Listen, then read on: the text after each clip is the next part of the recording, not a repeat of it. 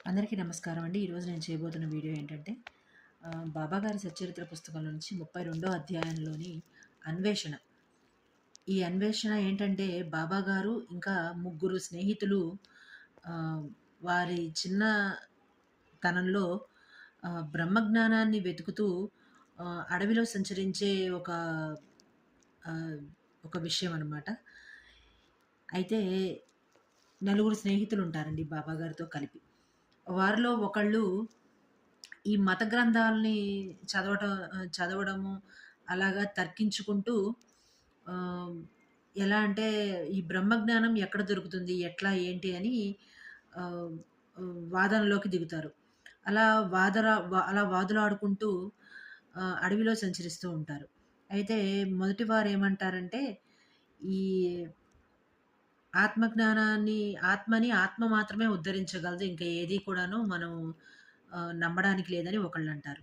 ఇంకొక ఇంకొక స్నేహితుడంటారు, మనసుని స్వాధీనంలో ఉంచుకుంటే మనల్ని మించిన వాళ్ళెవరు లేరని అంటారు. ఇంకొకళ్ళేమంటారంటే, మనం బయట ప్రపంచికంగా చూసే విషయాలంతా కూడాను ఒక మిథ్య. ఆహ్, ఆఖరికి మనకి ఉండేది శాశ్వతమైంది నిరాకారమైన ఆహ్, భగవంతుడు మాత్రమే. ఆకారం లేని ఒక జ్ఞానం మాత్రమే భగవంతుడని చెప్తారు.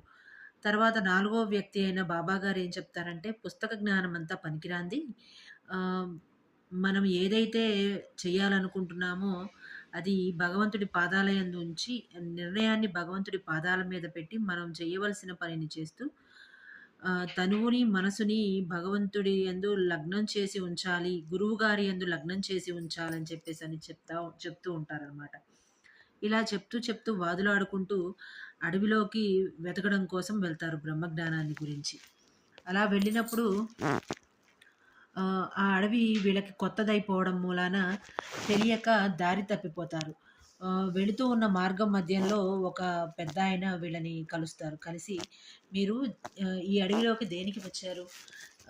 ఈ వచ్చి మీరు ఎలాంటి మార్గదర్శకుడు లేకుండానే ఇక్కడ ఏం చేయాలని వచ్చారో మీరు నాకు చెప్పకపోయినా పర్వాలేదు. నేను పెట్టే భోజనాన్ని తిని వెళ్ళండి అని చెప్తారు. అయితే వాళ్ళు వినకుండా ఎవరి దారి వాళ్ళు వెళ్ళిపోతూ ఉంటారు. కానీ మార్గ మధ్యంలో పాపం వాళ్ళు దారి తప్పిపోతారు. దారి తప్పిపోయి ఎక్కడైతే ప్రారంభమవుతారో అక్కడికే మళ్ళీ వచ్చి ఆగుతారు. అప్పుడు వాళ్ళ వాళ్ళు అప్పుడు కూడా తెలుసుకోలేకపోతారు.